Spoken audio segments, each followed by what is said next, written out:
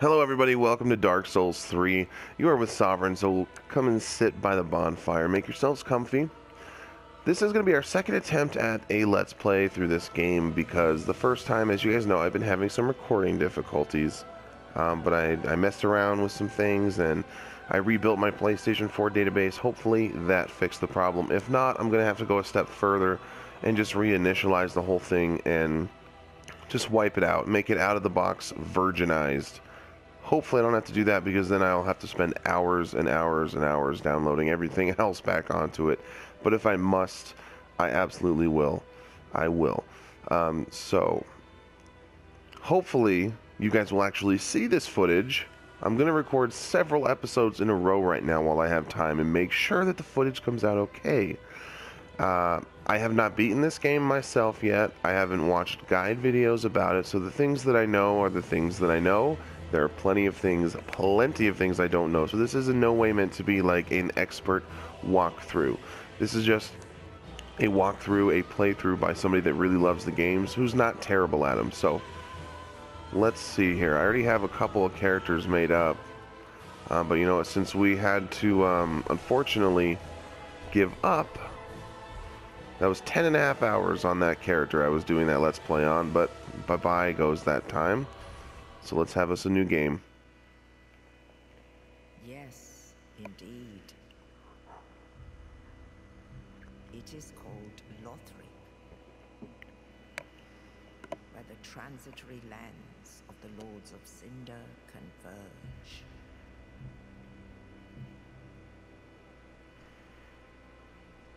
In venturing north, pilgrims discover the truth of the old words.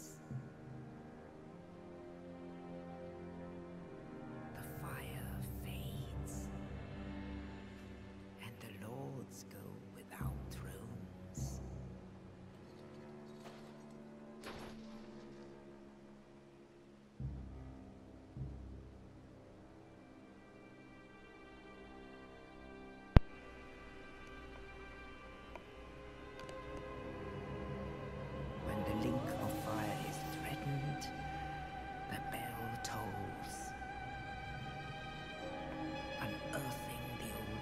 Of cinder from their graves.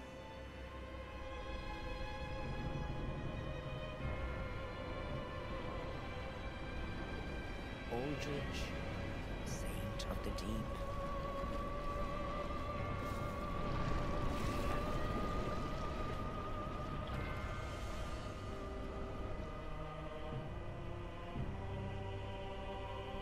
Farron's undead legion.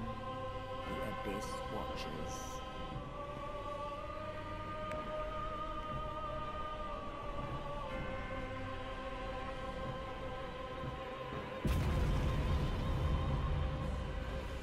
And the reclusive lord of the profaned capital.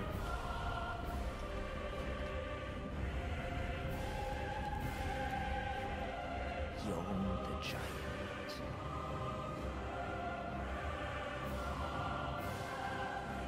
The size of that cleaver, though.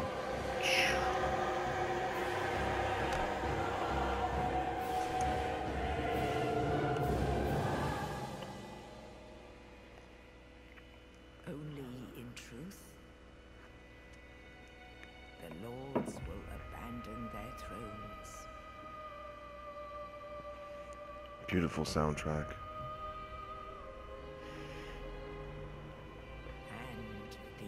Kindled will rise.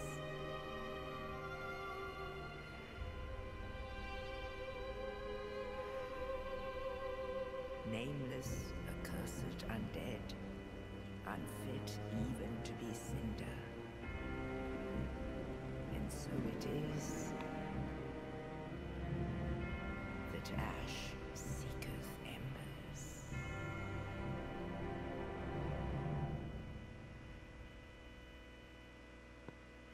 So good. So good. Now, again, as I've not completed the game myself fully, there's a lot of lore that I'm not familiar with. Although, being that it is a Dark Souls game and I'm very familiar with previous Souls games, I know quite a bit of lore already, and I'm sure it ties in to this one, because there's actually a lot of similarities here. And there's some familiar faces, if I remember correctly, so for my name, of course, we've got to go with Sov. My fan-given name, I just love that. And still to this day, I love it when people call me Sov. I started out as Sovereign, and all of you guys have started calling me Sov. It actually started with my friend Jen, another YouTuber, who called me Sov, and it stuck, and now everybody does, and I just think that's great. So I'm gonna be young, because I would assume I'm young. I mean, I could go with mature, but I'm not mature. I'm not mature at all. Okay, so I'm not gonna go with the knight, because I don't like tanky builds. Mercenary, I don't like his weapons. The warrior, no. You know what I'm gonna look at? I'm gonna look at the primary stats. Let's see, we're looking at vigor, endurance, vitality, strength, and dex primarily, which is kind of a lot to look at, I know. But you know, the herald is pretty good on all counts, except endurance is not so good. But you know, that's fine. I mean, now, the assassin does give us quite a bit in the way of what we're looking for too. The vigor's not so great, but endurance is good, vitality is good, strength is okay, dex is excellent. Pyromancer, good vigor, decent endurance, vitality is low, strength is good. Now this is what I was using on our last playthrough. But you know what? Maybe what I'll do is use the Deprived. I wonder if I can manage to do that. Because look how well-rounded the stats are. I mean, it's 10s all across the board, you know? I mean, this is a great, you know, blank slate to make a build with. So, you know what? As stupid as this decision may be, I'm going to go with the Deprived. I've never, ever, ever played a Souls game with a Deprived before. Because I just wasn't that crazy. But you know what? Now I guess I am, so... Alright, really I think I'm going to choose what I always choose, and that's the fire gem. I like to try and imbue... You can find a longsword off of an enemy's body at a relatively early enough stage in the game. And I really like to just... whoops. I really like to just grab that. Look at me looking like a hobo. And you know, I like to grab that and put some fire on it. And the longsword can actually have quite a bit of long-term use, really. I mean, if you keep upgrading it, you know, and you put some fire on it, it actually can be extremely useful for a long time. So I'm going to definitely try and get a drop like that from one of the enemies. Unfortunately, since my build doesn't start with a longsword, I'm going to have to rely on an enemy drop for it.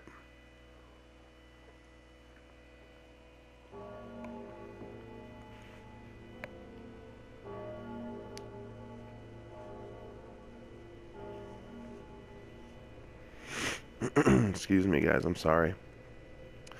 You'll have to pardon the sniffles, pardon the voice, pardon the clearing of the throat. You know, I've been sick lately. I'm still working that gunk out of there.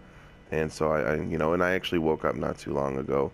This is usually what I do, man. I wake up and I just jump straight into it because, I mean, I've been dreaming about it all night. You know, I love to record and I love to make videos for you guys. So, I mean, this is what I like to do. I wake up and I want to get straight to work. So give me just one quick second. Alright, I had to do an obnoxious sniff and throat clear. And look at me, dude, I'm all ripped and muscular. My god, I'm a beast. Look at that little bulge, though. Alright, but enough about that. I can't believe I'm, you know, doing this, dude. It's craziness, man. Alright, so I never use shields. That's not how I roll. I roll shieldless, man.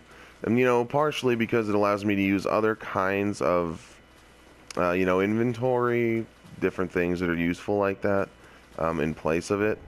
And then another reason for that is simply because, A, I don't use shields. I'm skilled enough, I believe, that I don't need one, and it saves on weight. So, you know, I mean, those of you that are Bloodborne players, you know that you can equip any item in any armor set and it doesn't affect your rolling capabilities. That's not a thing in Bloodborne. They've actually simplified the stats quite a bit in Bloodborne. And I think the reason being for that was because they actually made the fighting itself much more complex. You have, you know, more complex move sets and, you know, more equipment that you can do. Oh Christ, you can do like a lot more things with, you know. So it's funny. It's like they simplified it in a lot of ways to make up for making it more complex in other ways. But you know, this one's still relatively straightforward. However, there are some new things that they've done. I'm not going to go that way yet because I will surely get my butt kicked. You know, there's some things that they've added to this one that I think are just amazing. Like, for example, here, let's go to my weapon. So a simple wooden club characterized by savage leaping attacks. The screwed bladeless strike weapon is effective against most foes and can break the guard of a shield. And then down at the bottom there it says skill, war cry. Let out a spirited war cry that temporarily boosts attack and enables a special consecutive strong attack. So in this one, unlike other Souls games, I mean, unless you had like a special boss weapon, some boss weapons had a special R2 ability where, you know, if you would two-hand it and press R2 or the corresponding button, whatever system you were playing on, or I'm sorry, L2, my bad. You know, then you could do like some kind of a special attack. You know, for example, in Dark Souls 2, like if you got the Curved Dragon Greatsword, which was one of my personal favorites, if you know, two-handed it and hit L2, he would slam the sword into the ground and it would unleash like a flurry of wind and it would do some damage to enemies. In this one, every weapon has an L2 special if you two-hand it. You know, so I mean, if you one-hand it, oh look, one-handing it worked too. My bad, I guess I'm being stupid. So as you'll see right there, I'll do it again. So that is my war cry. And there is my consecutive R2 attack right there you just saw. So 2, 3, 4. And without that war cry, I don't actually have that consecutive R2 attack. Let's light our first bonfire. Take a rest. And we get the rest emote. And leave. We don't need anything else here. So real quick rundown, guys, especially if you're new. Obviously the red bar is HP. And as you see the green bar going down as I swing, that is our endurance. And the blue bar is our FP. F as in Frank, in case my mic is muddling it and it sounds like I'm saying an S. F. And it's focus points. I don't know why they didn't just call it mana, you know, or whatever. But, I mean, yeah, it's focus points. So it's basically the same effect as a mana bar. And so you'll see when I use my war cry, it does use that. But then you'll see the buff right there. My attack is increased. So let's see. 102 damage solidly straight away. Nice. Let's go back up here and rest really quick. And we'll debuff ourselves. And then, oh, the debuff already happened. Unfortunately, that buff does not last too long. And there, who knows, there may be stats that will increase that, you know. I mean, in the Souls games, there are a lot of stats that have, like, hidden benefits, you know. And, oh yeah, so 63, much different. Let's do that one more time. And, you know, maybe there's a stat that will actually increase the duration of the buffs. I'm not sure, though. Alright, let's buff it up.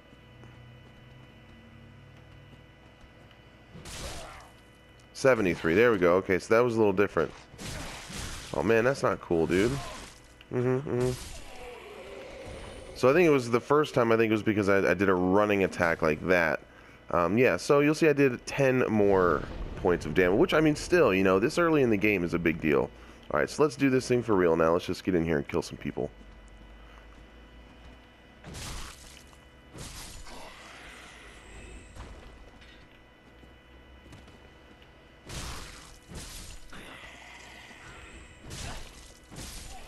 Something else I noticed that's very, you know, new with the Dark Souls games, excuse me, I'm so sorry about that, is, oh shit, is that the endurance bar actually lasts considerably longer than it did in previous Dark Souls games. So, you know, I mean, that was something that us players had to get used to when we transitioned from playing like Dark Souls 2 to playing Bloodborne. Was in Bloodborne you're constantly moving, you know, dodging, juking out everywhere, and your endurance bar lasted a considerably longer amount of time. Excuse me, I'm so sorry, guys. So yeah, that was like a huge difference. I mean, it was very different, and we weren't used to it at that time. Look at that, rolled through it and still pulled off the attack. He knocked me flat on my ass, man. That's a powerful kind of arrow. Oh my god. And you know, so in Dark Souls 2, though, again, it was like you could deplete a long endurance bar with just a few swings of your weapon, and that is definitely not so in this Dark Souls 3. You definitely have a lot more range with which you can take your endurance bar. It takes many more swings. I made it to actually deplete it. So, plunk. Now for this fight, and especially since I'm naked and I don't have any armor, I'm definitely going to want to rest at the bonfire again and get back all of my health and all of my Estus Flask uses. And then I'll just run past these guys. I always want to kill them at least once in the hopes that I, you know, don't die on this boss and lose all of the 300 and some odd souls that I get from them. At this point in the game, every soul counts, really. I mean, every little soul that you get does count. I mean, it's difficult enough leveling up, so you want to make sure you've got all the help you can get. So we're just going to juke right on past everyone here and make our way over. And we'll do this thing. Whoa! Nope, I need full health, dude.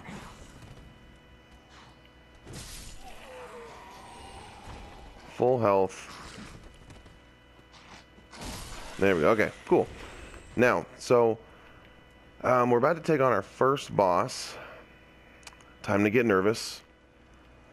We have no armor. I mean, we're we're naked, dude. So let's do this thing, man. So once you, I wonder if you can. Nope, can't hit him.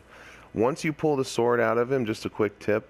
Once you do pull the sword out of him, you'll have a moment before he stands up where you actually can do damage, and I recommend you take that opportunity to do so because it'll really help. Like that, and then you'll see his health bar has actually decreased. Let's see if we can handle this fight, man. Now, my other Let's Play, dude, I was rocking this dude out, man. I was killing him with just this, with my character. I took him out first try, but again, you know, I mean, I had armor, and I had some pyromancies to help a little bit, so this will be a little bit different, not having any ammo, or not ammo, I'm sorry, any armor. I didn't want you to do that full swing. There was one thing I actually completely forgot to do as well. I meant to equip my fire bombs. Fire bombs are gonna be like really beneficial for this fight. Can I do it in time?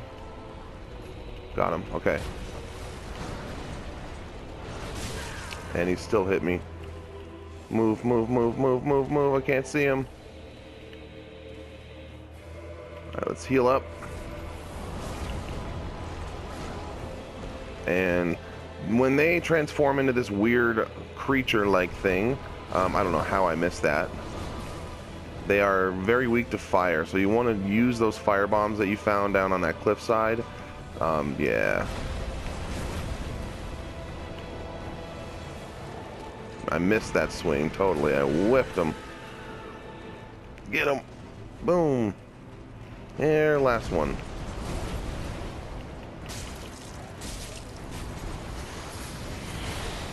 We're doing okay, guys. I don't know, man. I'm probably speaking too soon, dudes, but we might just pull this thing out here. What the hell was that?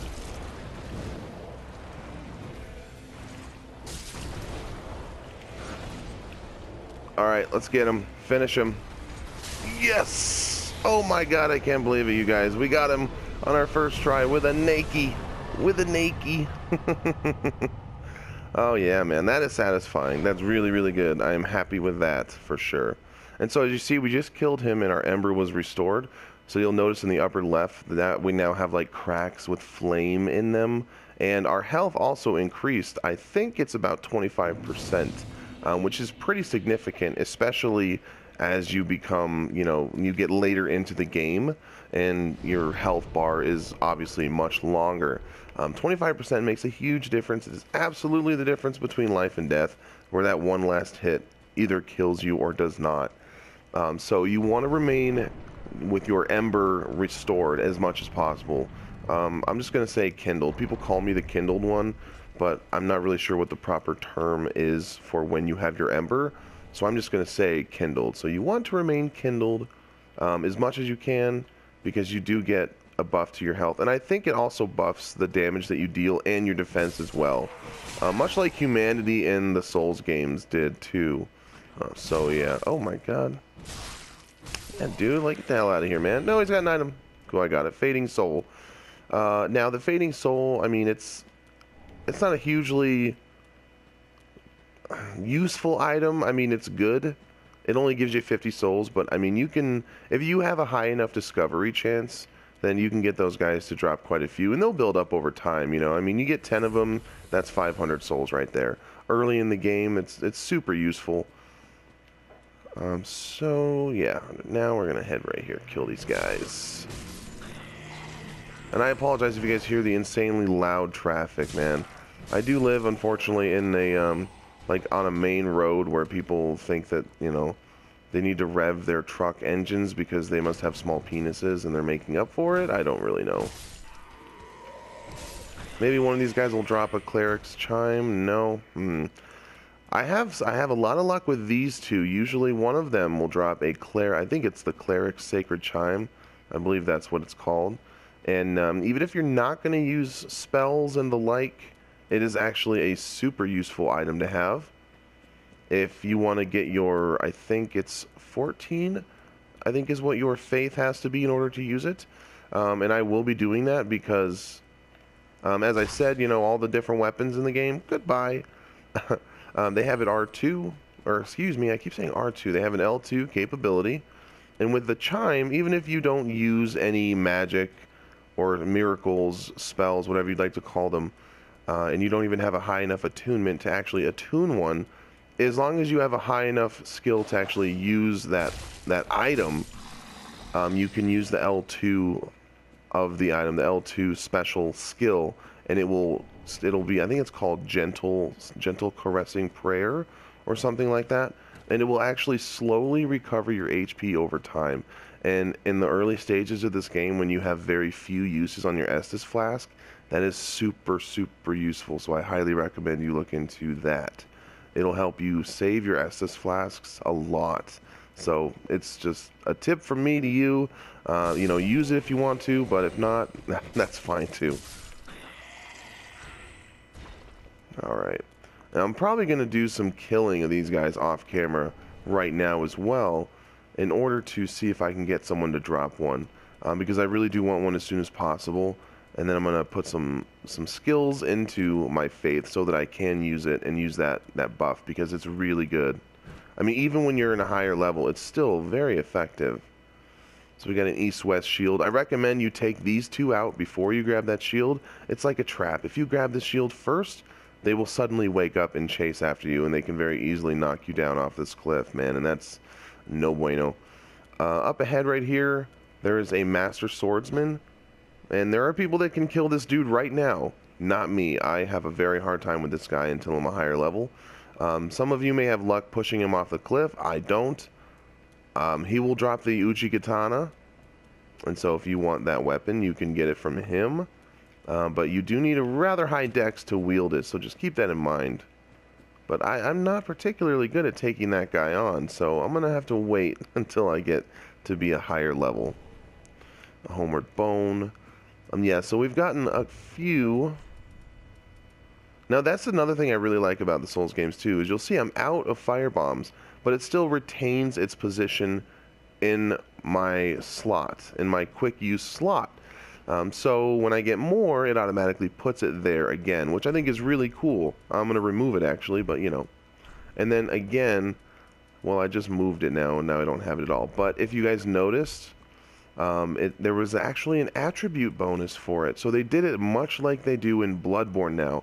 We were finding out that later game, a lot of the usable items, like, you know, fire bombs and the like were becoming useless very, very fast. We were outgrowing their usefulness very quickly. And in Bloodborne, the items actually had scaling, and now they do in this too. So you might have seen it, you may have missed it, but the firebomb, I'm going to place the sword in here. The firebomb had an A scaling for strength. So the higher your strength, actually, the more damage that firebomb would do. So something to keep in mind. Alright, so we now have the bonfire started up. This is what's going to allow us to now travel from bonfire to bonfire. But before we do that, I'm going to go do something else. I did this in the first attempt of my playthrough when everything went wrong with recording. But you guys know me generally. I'm not a cheater or an exploiter or anything like that. But there is one thing that I must take advantage of. Later on in the game, from the Shrine Handmaid, who's just a merchant that will sell you goods, you can buy a key to this for 20,000 souls. And that hurts me. I mean, that is a lot, especially early game. It's even a lot late game, really, to pay for a key to a door. When you get through the door, you can go up that bridge and into that tower where you can get some important things. And I'm not going to tell you what those are. If you already know, then you know. But if you don't know, we'll wait till we get to that point. And then you can also drop down onto this roof, and you'll see there's a ladder here that you can kick down. But since I'm not going to spend 20,000 souls on that, there is a way you can get onto this lower portion of the roof right now and get some very important items. Now, some people may think that this was a mistake on From Software's part. Oh, so close. But I don't. I mean, the tree seems very deliberately placed to me. And I feel like it was meant to be found for the inquisitive player, you know, who was looking carefully enough and, you know, was able to find these things, man. So you see, I just used that tree to jump straight up onto this little roof here. And I really do, like, a lot of people might think that's cheating, but I do feel like there was actually an intended purpose for the inquisitive player to find. And this will give you access to some very important items, especially early game. So let's check it out. Excuse me. Me, Pickle-Pee. Me, Bumperum. Alright, so I've been calling this Snuggly the Crow.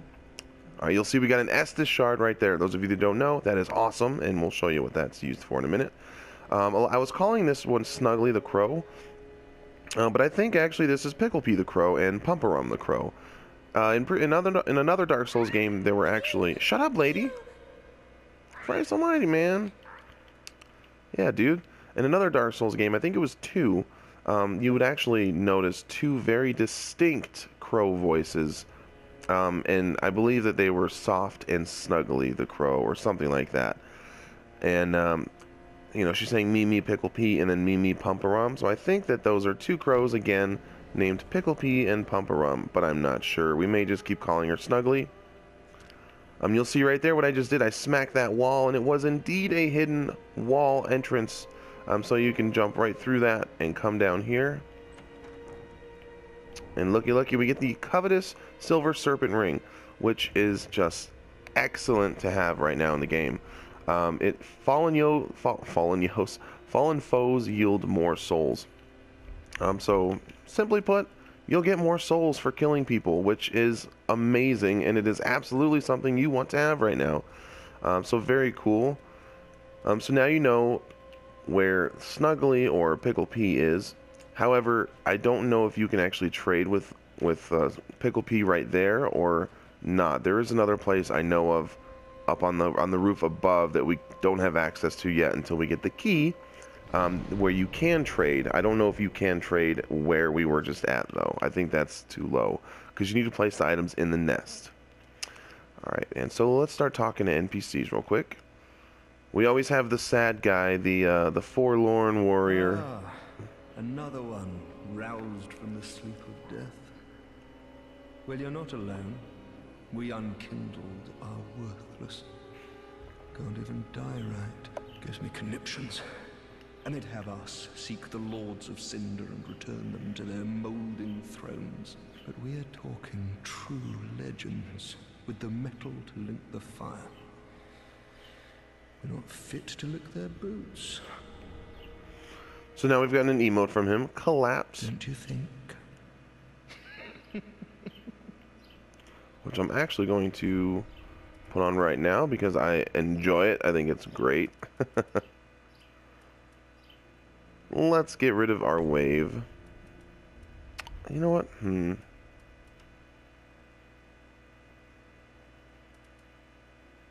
Yeah, you know what? Let's do this. Let's put the collapse right here, in our bow, because we always must bow. You know, if we help people, we do bow.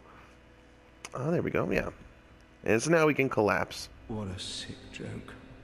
Asking us to seek the Lords of Cinder and return them to their moulding thrones.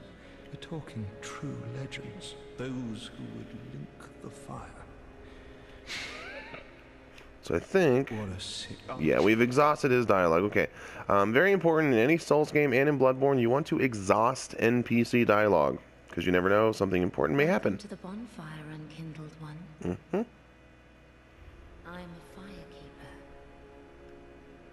I tend to the flame, and tend to thee. The lords have left their thrones, and must be delivered to them. To this end, I am at thy side. Okay. Ashen One, to be unkindled is to be a vessel for souls. Sovereignless souls will Sovereign, become thy that's strength. me.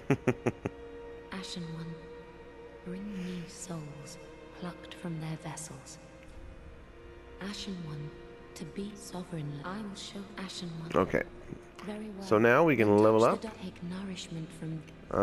Let's see here. 1, 2, 3, 4, 5. So we can get 5 levels.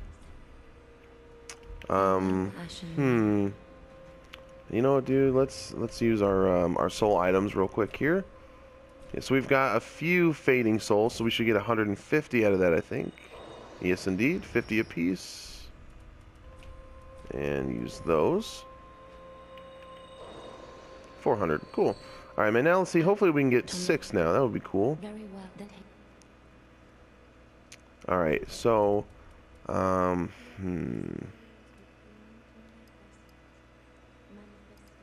think it's 14 faith. So I'm going to do that because I really want to be able to use that, and we can still only get 5 levels, unfortunately, but that's fine. Okay. Now, so let's do vigor and make our HP a little bit higher. And cool. So there we go. Now, let us goodbye, dear heart. Let us go and talk to some more folks. Here's our shrine handmade. A pleasure to make thine acquaintance, Ashen One. I am but a humble handmaid of the shrine. Weapons, armor, trinkets, and spell. I've lots of little things to ease the burden of a weary traveler.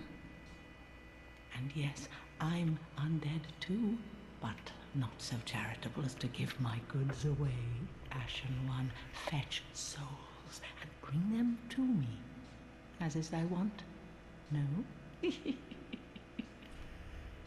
Ashen One, if my wares are not to thy satisfaction, bring me umbral ash.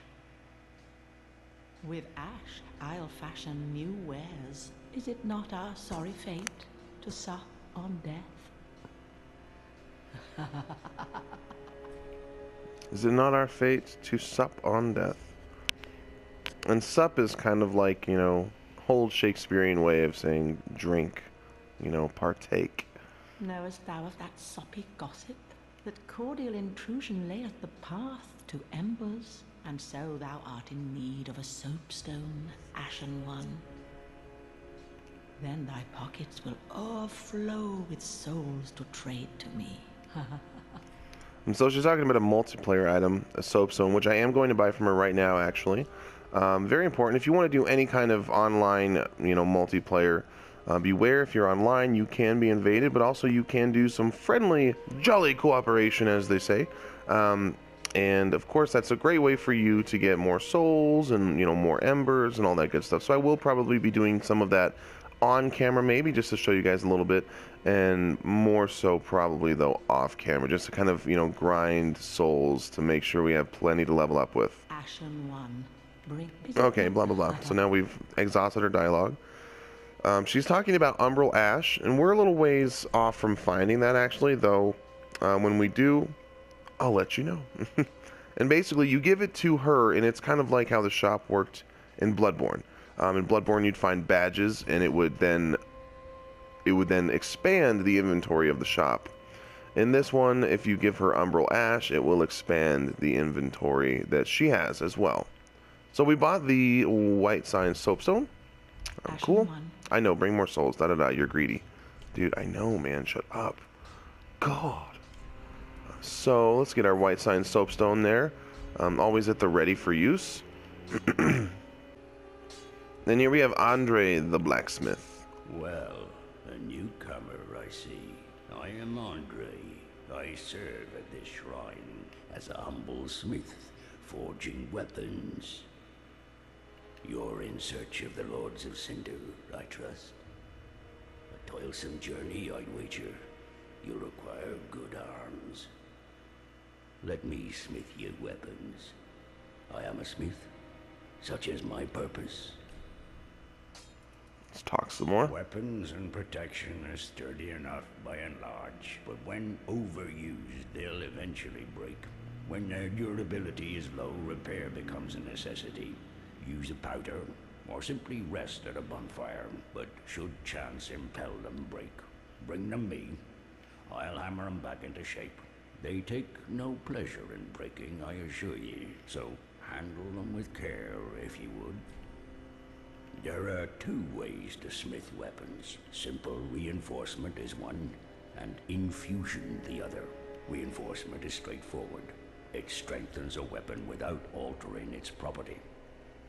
Infusion is a more advanced form of smithing that infuses an element. Reinforcement requires titanite, and infusion requires gems. Bring the stones, and I'll do the smithing. It's my purpose, after all. In battle, your weapons are your only friends. Forge them well, and they won't let you down. Hurrah! We have a new emote.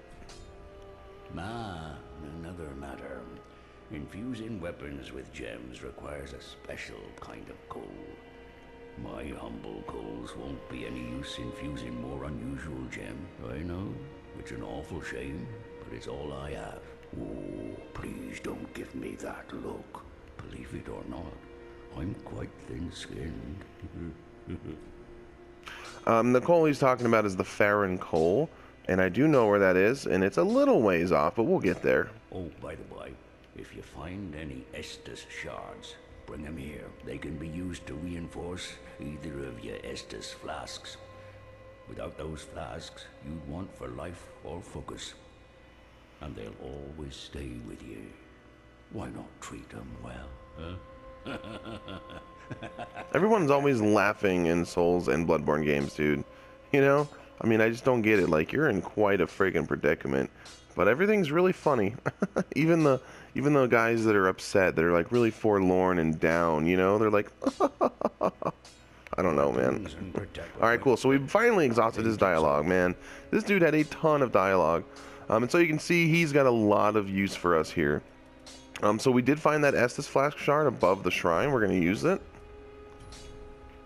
So reinforced Estus Flask, increasing number of uses. Cool. And so now we have a total of 5 uses. Let me explain. So you'll see my yellow Estus Flask, my Estus Flask really, my normal Estus Flask has 3 uses. Let me rest at the fire and it will give us our 4th. There we go. And then we have our Ashen Estus Flask that has 1 use. So we have 5 uses total. Andre, what he can do for you is he can actually allot your uses. So if you are not going to be using any weapon skills really all that much, or using any magic all that much, you can actually take all of the uses from your Ashen Estus Flask and put them all on your Estus Flask. So that you can just use that for healing. Or if you're going to be a mage and you're going to use healing spells, so you're primarily going to be going through your focus points, then you can move them all over to there, or move some of them, half of them, whatever you want. So what I'm going to do is I am going to be using, you know, my weapon skills, and I am going to be using that little overtime healing spell. So I'm going to leave 1 use in my Ashen Estus Flask and keep the 4 uses on my current Estus Flask. And I'm not going to worry about repairing any equipment. As long as your equipment isn't flat out broken, when you rest at a bonfire, it will automatically repair it. So as long as you don't completely break your equipment, you don't need him to repair it. I'm not going to infuse anything, because all I have is this club, which I'm not going to continue to use until, you know, after I find a better weapon, which I'm aiming for a longsword. So I'm not going to infuse it with anything. I'm not going to reinforce it. So we're just going to move along here now. And so, guys, one more real quick thing here. You'll notice up there, we have all the thrones of the Lords of Cinder hanging out up here. You'll notice as well that this appears to be a gigantic kiln that we're in. So I imagine that this is where, I'm just going to assume, and no spoilers please if you know, I'm going to assume that at the end of the game we'll probably light this entire place on fire, but I'm not sure. But yeah, we have all the thrones of the Lords of Cinder, but you'll see right there, there's a tiny little man right there in one of those thrones. Let's go talk to him. I believe it was this throne right here. All that unkindled, and a seeker of lords. Look not in bewilderment as I say. I linked the fire long ago, becoming the Lord of Cinder. If substantiation be thy want, set thine eyes upon my charred corpse, this sad cadaver. No need to be coy. Have a closer look. Knowest thou of our purpose? 5 thrones will take 5 lords, as kindling for the linking of the fire. The fast-fading flame must be linked to preserve this world. A reenactment of the first linking of the fire. So it is, I became a Lord of Cinder. So basically these guys burn themselves.